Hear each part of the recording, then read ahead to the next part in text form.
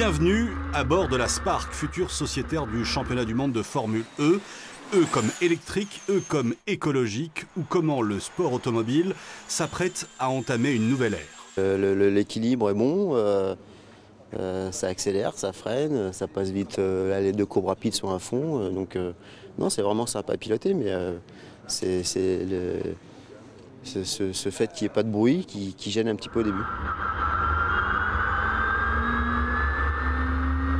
Le moteur McLaren de la Spark est alimenté par une batterie de 350 kg conçue par Williams. L'engin n'émet qu'un sifflement, très loin d'être assourdissant. Au bord de la piste, on a l'impression de suivre une monoplace de modélisme grandeur nature.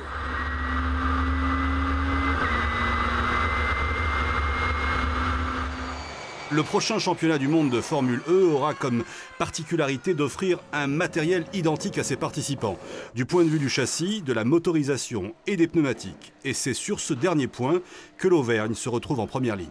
Le transfert de technologie de la piste à la route sera extrêmement important. Le fait d'avoir un pneu qui soit à la fois utilisé pour le sol sec et pour la pluie fait qu'on se retrouve dans des conditions qui sont les mêmes que vous et moi lorsqu'on conduit notre voiture.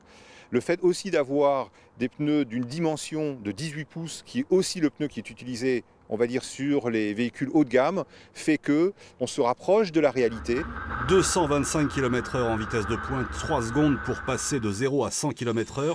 Les organisateurs du championnat de Formule E misent sur des courses spectaculaires, faute de moteurs vrombissants. Ces monoplaces presque silencieuses auront accès au cœur des villes, puisque les 10 Grands Prix de la première saison seront des courses urbaines. Première manche en septembre dans les rues de Pékin.